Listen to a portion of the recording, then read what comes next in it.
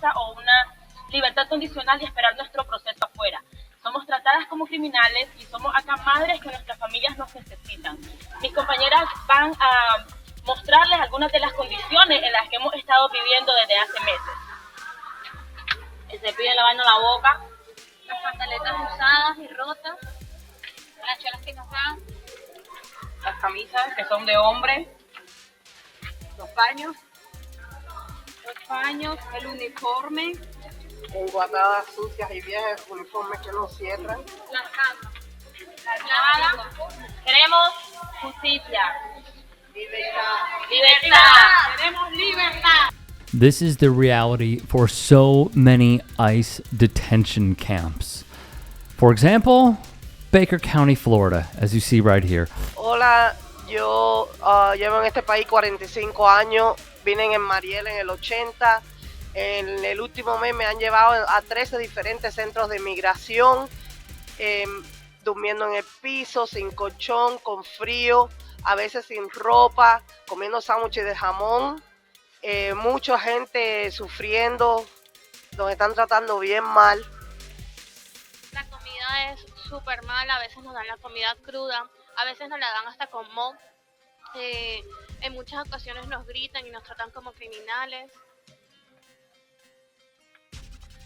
Buenas noches, la comida es muy mala, yo tengo casi 3 meses de estar aquí encerrada por parte de ICE, no me suelta, la corte la dan para 3 meses me dieron la corte, yo creo que es una injusticia de que nos tengan aquí encerradas, cuáles son los derechos de nosotras. A great question. At this point, these modern day concentration camps do not allow rights to those that are abducted and detained. My name is Micah Rosenberg, and I recently reported on the experiences of children and parents being held at the ICE Family Detention Center in Dilley, Texas.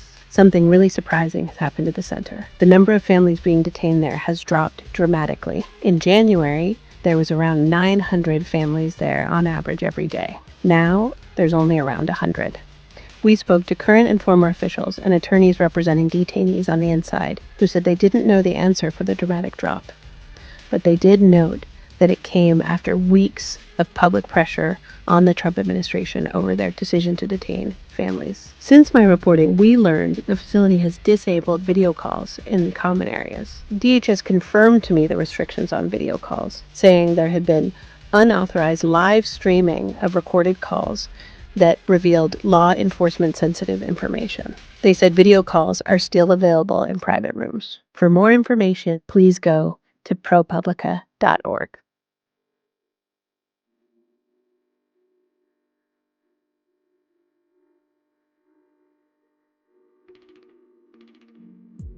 At Dilley, it is just flat out treacherous. Do you really miss your school and your friends? Very much. Oh. I want to be there to be happy. Miss all of them. If you could help us to live this. You want us I don't want to be here anymore. I don't want to be here anymore. It's good here. Oh, I'm so sorry. A lot of people want to try to help. I want to live or go to the spelling bee. You have a real gift for spelling. You're so smart. When I flip from here, my stomach started hurting. Saber, you know what? We talked to your teachers today. We talked to the principal in your school, and they miss you so much. I wish I could live before the spelling bee. Yeah, we're gonna try. Look at what he's doing. He's sending you a heart. Oh my God, so much love. How does one's heart not break at the sight of this? A better question. How can we allow this to go on further? These are blatant human rights abuses, and everyone should be calling it out. She saw with her own eyes that there were worms on broccoli. ¿Y qué fue la reacción? What happened after that? No, él empezó a decir en inglés, el brócoli tiene gusano, no se coman eso. She says that immediately after that, the detainee that had the worms in his food started saying, don't eat it, and that she never ate vegetables in there after. Su hijo, ¿cómo está? How is your son? Todavía se despierta en las noches llorando. She says that he wakes up at night crying. The company that operates Dilley didn't answer our specific questions about this story, but the company defended itself, saying that all of its facilities are under federal government oversight.